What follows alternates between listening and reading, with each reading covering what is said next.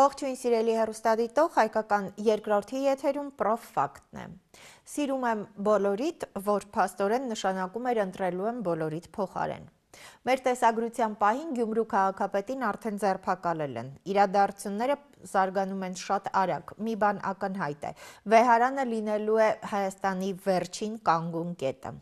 Ընտրությունների ճանապարհը դառնում է մշուշոտ, այս մշուշի մեջ տեսանելի է միայն գլոբալիստների նախագծած եւ մի քանի եվրոպական երկրներում արդեն փորձարկած սցենարը՝ Ռումինիա, Մոլդովա ու մենք, մեր նախընտրական քարոզչությամբ ու մասնատված ընդդիմադիր դաշտով։ Ինչ պետք է անել, փաստերն ու իրավիճակը քննարկում ենք Արմեն Մանվելյանի հետ։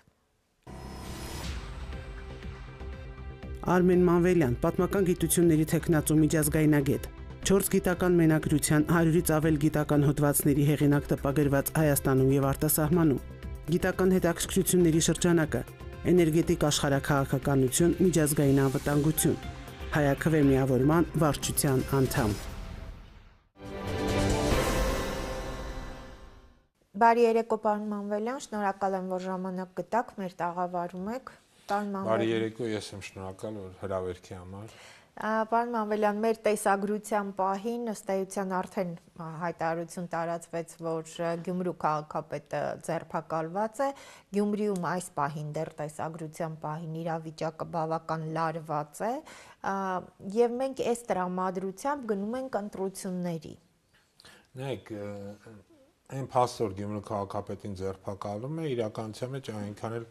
զարմանալի չէ, որտեղ այս մարդիկ, այսպես ասած, ընդդիմադիր քաղաքապետերին, համայնքապետերին մաքրելու գործընթաց են սկսում։ Դրա մասին բազմաթիվ անգամ ասվել է, խոսվել է, մենք տեսել ենք ոնց են ընտրված ընդդիմադիր քաղաքապետերը, համայնքապետերը հայտնվում բանտերում, իշենք Վանաձորի համայնքապետին, քաղաքապետին Վանաձորի եւս մի շարք, ասենք Վարդենիցում այդ խայտարակությունը, որ իրանք պարտություն կրեցին։ Այսինքն տեղական ինքնակառավարման մակարդակով իրանք պարբերաբար պարտություն են կրում, պարբերաբար։ Եվ դա չեն հանդուրժում եւ այդ մարդկանց ստանում են բանտերը։ Իդեպ ասեմ, օրինակ համար քանի որ մենք հայաքվեով մասնակցում ենք որպես դիտորդներ թե Գյումրիում, թե Փարաքյարում ընտրությունների ժամանակ եւ շատ կոշտ կերպով վերահսկում են, որպեսզի հնարավորինս ազնիվ լինեն եւ թափանցիկ ընտրությունները, ապա մենք նկատեցինք ինչպես են մարդիկ իսկապես ցանկանում որ երկու փոփոխություններ տեղ ունենան եւ նրանց հույսը այս մարդիկ էին, որոնք իսկապես ինչ որ փոփոխություններ կբերեն, վերջի ընտրություններով ինչ որ մի բան կփոխվի, բայց ցավոք սրտի տենում ենք ինչպես են նույն Փարաքյարի համայնքապետին սպանում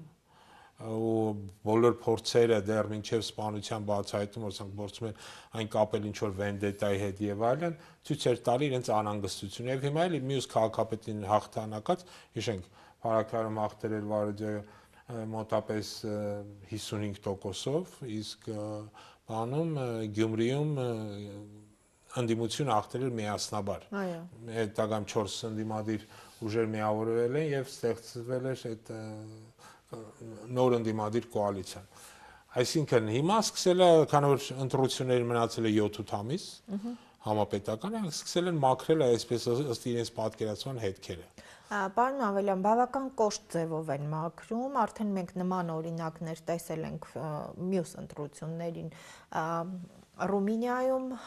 Մոլդովայում, այդ օրինակները մեր աչքի առաջ են, այստեղ սկսել են տեղական ինքնակառավարման մարմիններից շատ ճշգրիտ օրինակներ է նաև դուք նշեցիք։ Մենք այս տրամաբանության մեջ ինչպես են գնում ընտրությունների եւ նախընտրական կարծես արդեն քարոզչությունը ինչ որ առումով սկսված է, տարբեր ուժեր արդեն ձևավորել են իրենց ուղղությունները, տեսանելի են շատ բաներ, այս տրամաբանության ու տրամադրության մեջ ինչպես ենք մենք գնում համապետական ընտրությունների։ Նայեք, շատ լավ հարց եք տալի, որտեղ այս հարցի շուրջ իսկապես կա մեծ բանավեճ։ Գնալ ընտրությունների, չգնալ եւ այլն։ Պատասխանը միանշանակ է, պետք է գնալ ընտրությունների։ Այլ բան է, որ այս ընտրություններին պետք է ընդդիմությունը շատ լավ պատրաստվի։ Փորձը ցույց է տալի, հատկապես հայաքվեի փորձը, որ մենք եւ Երևանի քաղաքապետի ընտրությունները մետագայում Գյումրիում եւ այլուր, երբ որ դիտորդական առաքելություն ենք իրականացում, փորձը ցույց է տալիս, որ շատ դեպքերում ընդդիմությունը կազմակերպված չի աշխատում։ Ոչ նախընտրական շրջանում, ոչ մինչ ընտրական միմյանց միջև համաձայնության հարցում, ոչ էլ հետընտրական շրջանում։ Այսինքն օրինակ համար Երևանում ԿՊ-ն դարձավ քաղաքապետ, որտեղ չկար այդ համաձայնությունը։ Չնայած կարծես թե ԿՊ-ն մեծամասնություն չէր հավաքել։ Բայց քանի որ չկար այդ համաձայնությունը, արդյունքում իրեն կարողացան իշխանությունը վերցնել։ Հետևաբար հիմա ամենակարևոր պայմանը հետևյալն է։ Ընդդիմությունը պետք է գոնե մի քանի միավորումներ ստեղծեն, մեծ կոալիցիաներ ստեղծվի։ Ընդդիմությունը չպետք է մանրանա, չպետք է մանր առանձին կուսակցություններով գնան ընտրություններ, որովհետև դա փոշիացնելու, ձայները փոշիացնելու փորձ է լինելու։ Ընդդիմությունը պետք է միավորվի, շատ կոշտ կերպով կարողանա վերահսկել ընտրությունները, թե դիտորդական առաքելությունների միջոցով, թե վստահված անձանց ինստիտուտների միջոցով, որը նույնպես շատ կարևոր է։ Նորից օրինակ մեր փորձը ցույց տվեց Երևանի ընտրություններին անդրադառնալ, որ օրինակի համար այդ վստահված անձանց ինստիտուտը ընդդիմությունը չէր աշխատացնում։ Չունեին իրանք ուղղակի այդքան մարդ, այսինքն չէին կարևորը, չգիտեմ թե հնարավորություն չունեն, բայց վստահված անձիկ շատ կարևոր դերակատարությունն են ընտրությունների վերահսկման, թափանցիկության, ընտրություններից հետո հաշվարկի ժամանակ, այսինքն եթե դու ուզում ես իսկապես ընտրությունները հաղթես, առավել ևս երբ որ քո դեմ խաղում է մեկը, որը խաղում է անազնիվ, ապա շատ կարևոր է այդ խաղի կանոնները վերահսկելու ինչ որ մեխանիզմներ ստեղծել։ Դա արտահայտում է նա մեջ, որ դու պետք է գործես միասնաբար, դա արտահայտում է նա մեջ, որ դու պետք է ունես քո դիտորդական խմբերը, որոնք ազնվոր են վերահսկեն ընտրությունները, դա արտահայտում է նա մեջ, որ պետք է վստահված անձանց ինստիտուտը ստեղծես, եւ բոլորը ունենան վստահված անձանց ինստիտուտը։ Երկրորդը, ամենակարևորը, մինչ ընտրական համաձայնությունը, որպեսզի ընդդիմությունը չզբաղվի իրար խփելով, այլ փորձի ընդհանուր այս իրավիճակից դուրս գալ համար գործողական ռեժիմին տապալելու քաղաքականություն ընտրի, որտեղ մնացած հարցերը հետընտրական շրջանում եւ ընտրություններից հետո նախորդ պայմանավորվեն կան համաձայնության։ Այս քայլերի գրագետ իրականացման դեպքում ես համոզված եմ, որ նույնիսկ այս պայմաններում, այս տերորի ահաբեկչության պայմաններում, երբ որ մարդկանց ուղղակի ձերբակալում են, չգիտեմ, փաստաբաններին փողոցում գցում են գետնի վրա, կապում են վայել, այս եկեղեցու դեմ այս արշավի պայմաններում, նորից եմ կրկնում, մենք այլ տարբերակ չունենք, հանձնվել, հետ քաշվել, համաձայնել, որ ասել իբրե հնարավոր չի ոչի բան անել, սա հենց այն է, ինչ որ ուզում է այսօր ԿՊ-ն եւ շատ դեպքերում ես համոզված եմ, այս տերորի մթնոլորտ ինքը դրա համար է ստեղծում։ Այո, բայց վախի մթնոլորտը, պարոն Մանվելյան, կա եւ գնալով ավելի տեսանելի է դառնալու, ըստ էության յուրաքանչյուր ինստիտուտ որպես այդպեսին արդեն ենթարկվում է, մնացել է երևի վերջին կանգուն կետը, վեհարանը, որի վրա ամեն առավոտ մենք արթնանում ենք եւ արդեն հարուցված գործի մտածում ենք, որ գուցե հիմա արդեն ԱԱԾ-ականները այդ իրենց դիմակներով եւ անհասկանալի մտածողությամբ կարող են մտած լինել արդեն վեհարան։ Այս վախի մթնոլորտում ինչպես է հնարավոր ձևավորել օրինակ վստահված անձանց այդպես գործուն ինստիտուտը։ Նայ, վախի մթնոլորտ այն տերորը որ կա, ինքը նաեւ այդ ֆիզիկայի հայտնի օրենք կա, չէ՞, որ ցանկացած հակազդեցության սկզբունքը եւ այդ հակազդեցության սկզբունքը միշտ աշխատում է։ Ինչքան ուժեղացնում ես դու տերորը, ինչքան փորձում ես վախի մթնոլորտ ստեղծես, այնքան ավելի շատ մասաներ ես բարձրացնում ոտի, որոնք մինչև այդ կարող է անտարբեր էին, հետաքրքիր չէր եւ այլն եւ այլն։ Այսինքն սա նաեւ գրագետ կերպով այս տերորի ու վախի մթնոլորտը ստեղծելու փորձը պետք է օգտագործել ընդդեմ իրենց։ Որտեղ այս մարդիկ զավթելով իշխանությունը, սրա մասին եմ էլի ուզում հատուկ շեշտել։ Այսօր Հայաստանը փաստացի ավտորիտար համակարգից անցում են կատարում դեպի բռնատիրական ու այս համակարգի ստեղծման համար ցավոք սրտի ստեղծած Հայաստանում ստեղծած ամբողջ քաղաքական համակարգը իր սահմանադրությամբ իր օրենքներով դրա հնարավորությունը տալիս է։ Այսինքն մենք գրել ենք մի սահմանադրություն, ստեղծել ենք օրենսդրական մի համակարգ, ինստիտուցիոնալ համակարգներ, ԱԱԾ, չգիտեմ, իրապահ համակարգ, քննչական, դատախազություն ու դրել ենք մեկ մարդու ենթակայության տակ, ըստ գործող սահմանադրության։ Եվ փաստորեն ստեղծելով միապետական կամ ասենց ասեմ միազնյա իշխանության կամ սուպերվարչապետական համակարգ, մենք զարմանում ենք, որ այս մարդը, որ իր հայրենիքը ծախել է, դավաճանել, չի օգտվում է դրանից, իհարկե պիտի օգտվի։ Բա ինչ էինք ուզում անել, որ չօգտվի։ Չպետք է տենց սահմանադրություն գրել, հակառակը պետք է իշխանության բաժանման եւ այլն գոնես մեթոդաբանությունը արևմուտքից եկած, որոնք այսօրվա գործող նախկիները թե ներկաները շատ են սիրում, գոնե դրանք պետք է փորձեին օգտագործել։ Այսինքն այսօրվա ահաբեկչության համար կան որոշակի հիմքեր։ Եվ այդ հիմքերը դրված են վաղուց ցավոք սրտի։ Այո, բայց դա մեզ չի ազատում, հա, հաջորդից հիմա մենք այս պահին տեսնում ենք, որ տեղական ինքնակառավարման մարմինների այդ ինստիտուտը, որպես առանձին պետական կառավարման համակարգից առանձին, այլևս գոյություն չունի։ Շատ ճիշտ եք ասում եւ իրենք փորձելու են անդադ գնալ այս ընտրությունների, փորձելու են ահաբեկել, բայց նորից եմ կրկնում, այս ահաբեկումը, որ իրենք անում են, դա հակազդեցություն է ստեղծում, դա ոտքի է բարձրացում շատ մարդկանց։ Գյումրիում ինչու է հնարավոր եղավ հաղթել եւ նույնն էլ Փարաքարում, նաեւ այն պատճառով, որ շատ ավելի մարդիկ մասնակցեցին ընտրությունները, քան նախկին ընտրություններում էր։ Հիմա ինչպես հնարավոր կլինի հաղթել հաջորդ համապետական ընտրությունները։ Մի պայմանում, եթե Հայաստանի բնակչության գոնե 1.5 միլիոնից ավելի մարդ մասնակցի այդ ընտրություններին։ Հիշեցեք, որ նախորդ ընտրություններին մասնակցել է մոտավորապես 1 միլիոն 200,000 մարդ։ Այդքան մեզ պետք է գոնե 1 միլիոն 500,000 մարդ ընտրելու իրավունք ունեցող 2 միլիոն 600,000 մարդուց։ Գոնե 1.5 միլիոնը մասնակցի։ Այդ 300,000 լրացուցիչ ձայները, որոնք կգան, իրավիճակ են փոխելու։ Եվ շատ կարևոր է, որպեսզի այն քաղաքական ուժերը, որոնք մասնակցում են, իրենք հասկանան սա եւ փորձեն միասնաբար գործել։ Հիմա ամբողջ խնդիրն այն է, թե ինչպես այդ մարդկանց դուրս բերել։ Այդ մարդկանց դեպ դուրս բերելուն շատ է օգնում նաեւ այսօրվա քաղաքական ռեժիմը իր տերորով, իր ահաբեկչությամբ, որտեղ շատերին արդեն դա սկսում է զզվացնել, շատերը արդեն անտարբեր իրենց իրավիճակից դուրս են գալի, մտնում են ընդդիմադիր դաշտ, բայց միևնույն է, շատ կարևոր է, որպեսզի քաղաքական դաշտում հայտնվեն նոր քաղաքական ուժեր, նոր քաղաքական անուններ, որտեղ մենք նաև նոր քաղաքական մշակույթի կարիք ունենք։ Բայց հիմա նոր ուժեր ստեղծվում են, պարոն Այո, եւ դա շատ կարևոր է։ Նոր մշակույթ քաղաքական կբերեն այս ուժերը իրենց հետ։ Շատ կարևոր նորից հարց եք տալիս։ Նոր ուժեր իսկապես ստեղծվում են, նոր անուններ են հայտում, բայց արդյոք կբերեն նոր քաղաքական մշակումներ կամ նոր քաղաքական մշակույթ։ Սա շատ կարևոր է, որտեղ Հայաստանում 35 տարի շարունակ մենք վերցրել ենք արևմտյան ինչ-որ մշակումներ պետական, որոնք ոչ մի կերպ չեն համապատասխանում ոչ մեր մենտալիտետին, ոչ մեր արժեհամակարգին,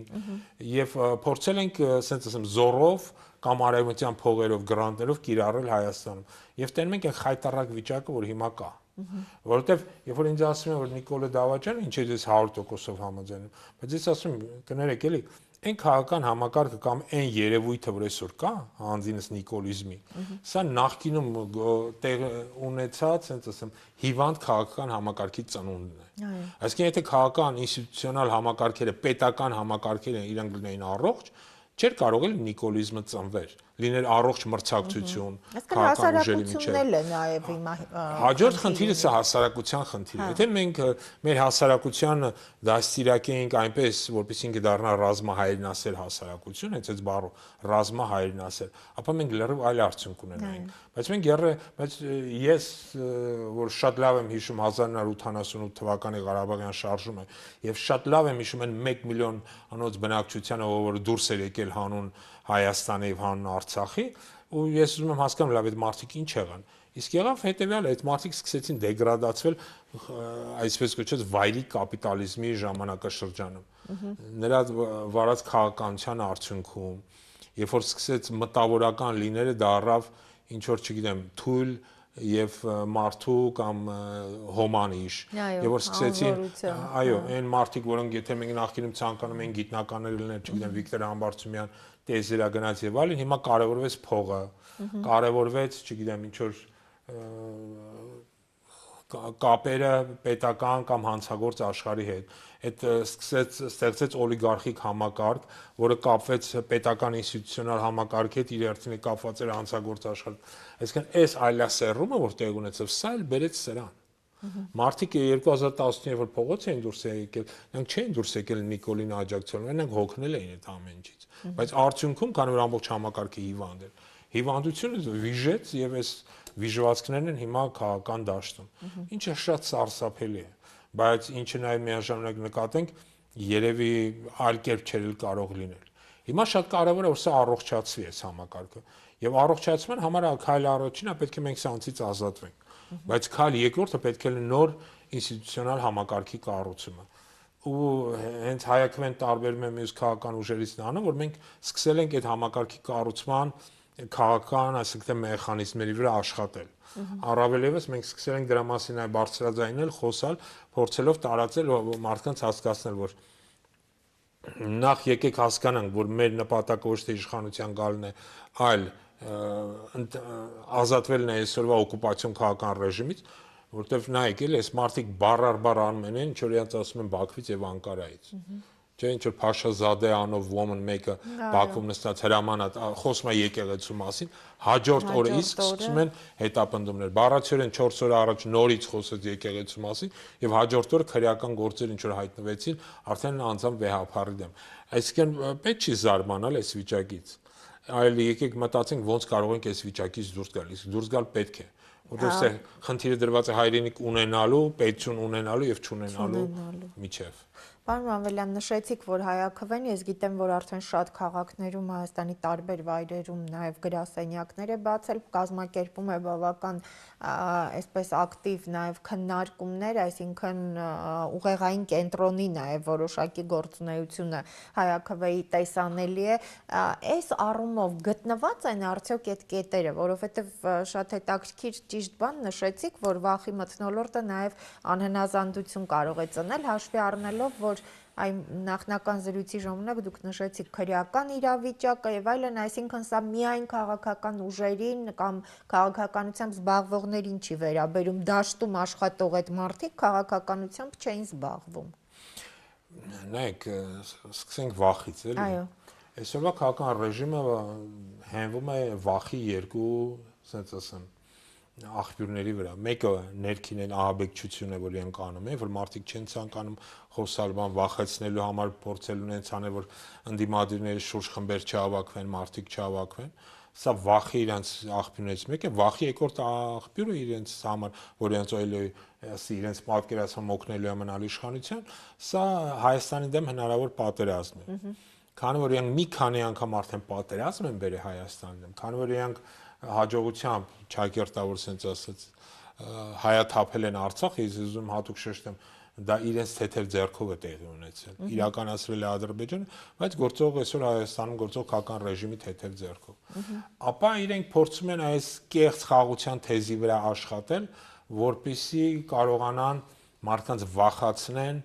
եւ իսկ վախեցած եւ բարոյալքված մարդկանց վերահսկելն ու նրանց օգտագործելը շատ հեշտ է։ Այս շատ կարևոր է, որպեսզի ընդդիմությունը առաջարկի այլընտրանքային ծրագրեր, այդ թվում նաև խաղաղության այլընտրանքային ծրագիրը, որովհետև խաղաղության այն ծրագիրը, որ սրանք առաջ են մղում, ինքը իրականություն ցեղասպանություն տանող ծրագիր է, որովհետև երբ դու անդադ համաձայնում ես քո տարածքից հողեր անձնես, մեկ Թուրքիային, մեկ Ադրբեջան, տարբեր անունների տակ, չէ, ասենք թե, չգիտեմ,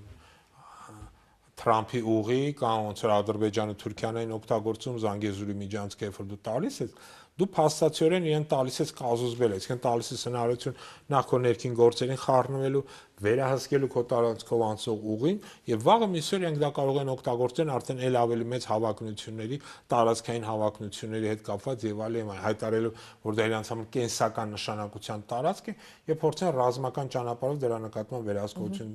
հաստատել, ցույց տալով այն կնքված պայմանագրերը, որոնք կան։ Այո։ Այսինքն այս վախի մթնոլորտի ստեղծումը եւ դրա դիմաց Թուրքիա բնակչությանը ստիպելու անընդհատ գնալ զիջումներ, որ եկեք սա էլ տանք, սա էլ տանք, սա էլ հանձնենք, որպեսզի իբր թե պատերազմ չլինի։ Իրականում պետք է սան առաջարկվի այլընտրանքային ծրագիր, որ ընդդիմությունը պիտի անի։ Եվ օրինակի համար հայտնվեն, մենք հենց այս բանը մշակում ենք անվտանգային ռազմավարության մեր տեսլականը, որը ներկայացնելու ենք շուտով բնակչությանը, որ իսկապես հնարավոր է տարածաշրջանում խաղաղության հաստատումը։ Հնարավոր է, որ Հայաստանը երկարատև գոնե առաջիկա մի 10 տարում լինի խաղաղության մեջ։ Եկեք անկեղծ լինենք, էլի հավերժ խաղաղությունը երբեք ոչ մի տեղ չի լինում։ Ու դա հնարավոր էլ չի, այնա Տրամպը գնում է ամեն ինչ որ պայմանագրեր է կնքում, երկու օր մի քանի օր առաջ Եգիպտոսում հավերժ խաղաղության պայմանագիր կնքեցին Գազայի շուրջ, հենց այսօր այս պահին Գազայում ռմբակոծություններ են տեղի ունենում։ Հետևաբար, բայց երկարատև խաղաղություն հնարավոր է։ Բայց դրա համար պետք են քայլեր։ Առաջին հերթին ներքին համերաշխություն, որը չկա։ Այսօրվա գործող քաղաքական ռեժիմը ամեն ինչ անում է երկիրը պառակտելու, բնակչությանը պառակտելու, ատելություն սերմանելու համար։ Ատելությունը իրենց պետական քարոզչության երկարևոր մասն է, որտեղ պառակտելով ատելություն միմյանց հանդեպ սերմանելով իրենք փորձում են իրենց իշխանությունը պահել։ Այս պայմաններում անվտանգություն հնարավոր չէ, անվտանգություն հնարավոր է միայն համերաշխությամբ։ Իսկ համերաշխություն հաստատել հնարավոր է, թե սրանց հեռացնես։ Երկրորդ շատ կարևոր պայմանը դա համընդհանուր, ասենց ասեմ, անվտանգային նոր համակարգի ներմուծումը Հայաստանը, որը շուրջ նույնպես հայակվեն մի շարք մեր համակիր քաղաքական ուժերի եւ տարբեր մասնագիտական շրջանակներից, ասենց ասենք, որոշակի մշակումներ են կանում համապարփակ անվտանգության մասին։ Բայց նաեւ շատ կարևոր է, որպեսզի մենք կարողանանք արտաքին քաղաքական խաղացողների հետ կնքենք այն համաձայնությունները, գանք այն համաձայնության, որպեսզի նաև արտաքին քաղաքական մեր պայմանագրերով կարողանանք մեր անվտանգությունը պահպանել։ Դա համագործակցություն է բոլոր կողմերի հետ։ Թե Ռուսաստանի, թե Եվրոպայի, թե Իրանի Իսլամական Հանրապետության, թե Հնդկաստանի, թե Միացյալ Նահանգների։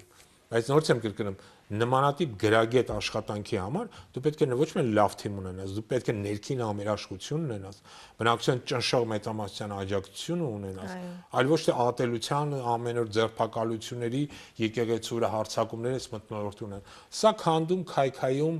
թուլացնում է Հայաստանը, հնարավորություն է Հայաստանը դարձնում է շատ խոցելի։ Հետևաբար Հայաստանում խաղաղության եւ անվտանգության թիվ 1 պահանջը այսօրվա քաղաքական ռեժիմի հեռացումն է։ Պարոն Մամվելյան, եւ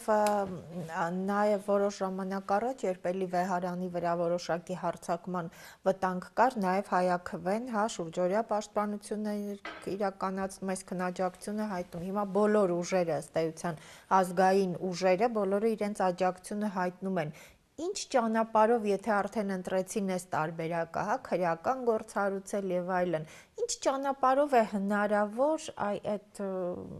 մուտքը կամ Վեհարանը գոնե կարողանալ կանգուն պահել։ Նայեք, այս մարդիկ այնաշյան, ասենք ասեմ, անգրագետ են ու տգետ, որ չեն հասկանում, որ հարձակվելով Վեհարանի վրա եւ եկեղեցու վրա, հարձակվելով քրիստոնեական հավատքի վրա, իրանք դրանով միայն ուժեղացնում են թե եկեղեցին, թե Վեհարանը, թե ամենայն հայոց կաթողիկոսին, որտեղ քրիստոնեությունը մի հավատ է, որը ծնվել է չարչարանքներից, իր նկատմամբ տարվող անդադ հետապնդումներից, այսինքն իրական քրիստոնեան երբեք չի նահանջի, որտեղ լինի, բանտում լինի, որտեղ լինի։ Եթե Ասվաշյանի Վեհապարին ձերբակալեն, տանեն, ինչ որ բանտ նստացեն, ապա Վեհարանը կդառնա այդ բանտը, որտեղ ինքը կնստի։ Այսինքն կաթողիկոսին հեռացնել անհնար է։ Կաթողիկոսները ընտրվում են ցմա, բոլոր կաթողիկոսները Հայաստանյան առաքելական Սուրբ եկեղեցին պատմության մեջ չի եղել մի կաթողիկոս, որը հեռանա հրաժարականով կամ այլ կերպ։ Ու դա անհնար է, որովհետև ցանկացած կաթողիկոս նաև օծյալ է։ Այսօր Աստծո կողմից օծյալ է, հետեւաբար հեռացում ինչ որ ձերբակալություններով, ինչ որ այլ կերպով հնարավոր չէ։ Որտեղ տանեն նստացնեն կաթողիկոսին, այդ տեղը դառնում է Վեհարան։ Հիմա խնդիրը հետեւյալում է, արդյոք իրենք ցանկանում են որ գնան այդ քայլին։ Ամբողջ հաշվարկը հիմնված է նրա վրա, որպեսզի սրանք փորձում են ցույց տալ, որ իբրթե նայեք Նիկոլը իր ձեր մեջ իբրթե հեղափոխական է, ինքը մի անգամ հեղափոխություն արեց, եկավ իշխանություն, հետո իբրթե հեղափոխություն արեց 150,000 մարդու անտուն թողեց, հիմա հեղափոխություն է անում, իբրթե եկեղեցին է փոխում, չեն շատ լավ գիտեն, որ ինքը ընդհանրապես կապ չունի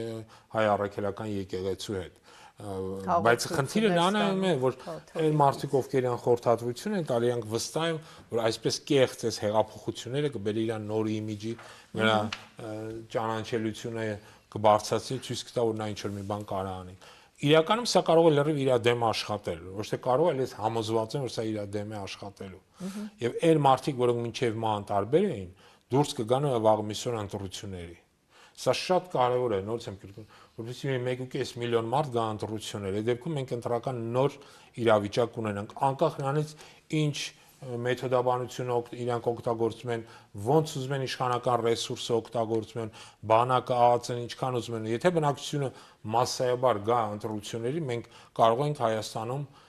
իրավիճակ փոխել։ Սա այնն է, ինչին մենք պետք է ձգտենք։ Հետևաբար պետք է հասկանանք, էլի, որ այս մարդիկ կարմիր գծեր, սրբություններ չունեցող անձինք են։ Հայության, հայկական ինքնագիտության հետ ընդհանրապես ոչ մի առերեսում, ոչ մի աղերս չունեցող անձինք են։ Եվ այս առումով նաև շատ վտանգավոր են։ Վտանգավոր են առաջին հերթին Հայաստանի պետության համար եւ Հայաստանի բնակչության համար։ Ամեն մի քաղաքացի սա պետք է հստակ կերպով հասկանա։ Պարոն Մանվելյան, եւ վերջում այս պահին բարձ է, որ դեռ ամբողջական չի ձևավորված խմբերը, ուժերը, կուսակցությունները, որոնք արդեն հայտ են ներկայացնում, հնարավոր համարում եք համագործակցությունը տարբեր ուժերի միջև եւ ձեր նշած ավելի մեծ խոշոր դաշինքների ձևավորումը ու այս կերպ մասնակցությունը։ Նայ, շնորհակալություն հարցը, որովհետև շատ կարևոր է, էլի, հենց այն ինչ որ դու այդ հարցը տալիս ես։ Հայկվեն ինքը մոտ 1-2 շաբաթ առաջ մենք պաշտոնական հայտարարություն ենք տարածել, որ կոչ ենք արել ընդդիմությանը գնալու մեծ ընդդիմադիր կոալիցիաների ստեղծման։ Եվ հայտարարել ենք, որ մենք ինքներս ենք պատրաստ նախաձեռնենք, ինքներս ենք պատրաստ մասնակցենք տենց կոալիցիայի ստեղծման։ Որտեղ հայակվեն վերջին հատկապես 1 տարում բավական ընդլայնվել է, մենք մոտապես 15-ից ավել գրասենյակ ունենք ամբողջ Հայաստանի տարածքով Կապանից սկսած մինչև Տաշիր եւ մեր նպատակն է, բայց մեր նպատակն է նույնպես եմ միավորել բոլոր քաղաքական ուժերին։ Հիմա ընդդիմադիր առողջ ուժերին, էլի։ Այո։ Հիմա ինչքանով դա կստացվի, թե չի ստացվի, նորից մենք կարծում ենք, որ պարտադիր չէ, որ դա լինի 1 ուժ։ Դա կարա լինի 2 կամ 3 ուժ, որոնք իսկապես կմիավորեն բոլոր այն առողջ մտածելակերպով մարդկանց, որոնք հասկանում են, որ այսօրվա իրավիճակը, այս աղետը, որի մեջ մենք գտնվում ենք, շարունակել այլևս չի կարելի։ Հարկավոր է միավորվել, հարկավոր է ուժեղանալ, հարկավոր է ամեն ինչ անել, որպեսզի փորձել ազատվել այս փորձանքից։ Հակառակ դեպքում Հայաստանը վաղ թե ուշ դառնալու է թուրք-ադրբեջանական տանդեմի համար ինչ-որ սպասարկման կենտրոն էլի, որտեղ իրենց մեքենաները գան, կսպասարկեն կգնան, պետք է հասկանան, եթե սրանք ասված չանի մնան, Ալիևը եւ Էրդողանը սա վերագրելու են իրենց, ասել են այ մենք քեզ օգնեցինք, որ դու մնացիր։ Հետեւաբար իրենց պահանջները Հայաստանի նկատմամբ ել ավել են մեծանալու։ Բայց արդեն տեսանելի է, չէ՞, պարոն Մանվելյան, ներողություն, Արարատ Միրզոյանը այսպես խրոխտ ձայնով ասաց, որ համաձայն չեն Ադրբեջանին չի վերաբերում, որ մեր սահմանադրությունը փոխենք, բայց դրա հաջորդ պահին ասաց, որ մենք կընտրվենք արդեն հաջորդ տարի, շատ վստահ, եւ դրանից հետո մենք ինքներս նախաձեռնել ենք փոխել, դեռ 2018-ից էինք այդ մասին խոսել, այսինքն ըստ էության սա մեսիջ էր։ Նայեք, մի բան էլ մեր բնակչությունը պետք է իմանա, հանձինս այս մարդկանց։ Իդեպ մեր սոցհարցումներն էլ են ցույց տալի, որ այդ մի բանում համայնքի մեծ մաս համաձայն է, որ մենք գործ ունենք, ասենք ասենք քրոնիկ ստախոսների հետ։ Այս մարդիկ խափում են։ Բնակչությանը խափելու, մանիպուլացիալու առումով իրանց հավասար չկա։ Ինչն է հետաքրքիր, նորից եմ գրկնում, մարդիկ դա հետ համաձայն։ Նույնիսկ նիկոլականներն են համաձայն, որ սրանք ստախոսներ են։ Հետևաբար, երբ որ այդ անձը անուն դուք տվեցիք, խոսում է իբր թե մենք փոխենք սահմանադրություն, սա էլ եկեք սրա վրա կանգ առնենք։ Ոչ Ալիևը, ոչ սրանք չեն ուզում սահմանադրությունը փոխել։ Նրանք ընդհանրապես ուզում են անկախության հռչակագրի դուրս բերումը սահմանադրությունից։ Այս սահմանադրությունը լրիվ ձեռնատու է այսօրվա գործող քաղաքական ռեժիմի։ Այս խայտարակ սահմանադրությունը։ Իսկ այդ անկախության հռչակագիրը իրանք ուզում են դուրս։ Ինչու՞ համար, որովհետև անկախության հռչակագիրը դա մեր եւ ձեր ծննդական է, հայ ժողովրդի հայկական պետականության ծննդականն է։ Եվ հայկական պետականության ոչնչացնելու հիմքը սկսում է, որ ոչնչացում են քո ծննդականը, այսինքն քո անկախության հռչակագիրը։ Այ անկախության հռչակագրի ոչնչացումը դրված է Ալիևի կողմից այդ հանձնարարությունը իջեցված է, եւ Արարատ Միրզոյանը եւ նրա շեֆերը տերերն էլ դա պատրաստում են իրականացնել։ Այս սա ամենավտանգավոր բանն է, դա համար եւս սա էլ մի պատճառ է, որ պետք է այսօրվա քաղաքական ռեժիմը բնակչությունը հասկանա, որ պետք է հեռացվի։ Եվ պետք է մասսայաբար ուղղակի դուրս գան գնան ընտրությունների եւ փորձեն այդ ճանապարհով հեռացնել այսօրվա քաղաքական ռեժիմին։ Շնորհակալ եմ։ Ես եմ շնորհակալ։ Սիրելի հեռուստադիտողներ, հայկական երկրորդի եթերում պրոֆակտներ, այո, մենք անընդհատ ու այս ընթացքում, քանի որ ամեն պահի է իրավիճակն ու իրադարձությունները փոխվում, չեն կարող ասել, թե ինչ կլինի, բայց մի բան ակնհայտ է, այն նաև ապաթիայի մթնոլորտը, որ ուզում են ձևավորել վախի միջոցով, տարբեր ուրիշ ուղղություններով այնպես անել, որ քեզնից ոչ մի բան կախված չի, ինչ որ պահի անզորության զգացում ունենում ես, բայց ամենասարսափելին են կլինի, որ դու հասկանաս, որ իրականում դու ոչինչ չունես անելու կամ չես կարող անել, որովհետև քեզանից կախված չի։ Այստեղ մի բան պետք է հասկանալ ու արդեն նկատելի է տեսնել, տեսանելի է, որ եւ քրեական իրավիճակը մեր երկրում, սպանությունների թիվը ըստ էության յուրաքանչյուրիս ֆիզիկական ու հոգեբանական առողջությունը նաև կախված է մեր մասնակցությունից եւ Հայաստանում ինչ որ բան փոխելուց, որովհետեւ չի կարելի արթնանալ ամեն օր ու տեսնել, որ որևէ տեղ այդ դիմակավորված անձինք ինչ որ տեղ են կամ որևէ տեղ սպանություններ են եղել։ Իսկ երեկոյան քնելով, սպասելով թե դատարանը ինչ կորոշի ու ինչքան կալանավորում կտան։ Մեր կյանքի ապրելու ժամանակը սա է եւ ըստ էության մենք այն նվիրում ենք հեղափոխությանը։ Շնորհակալ եմ, որ հետևում եք մեզ։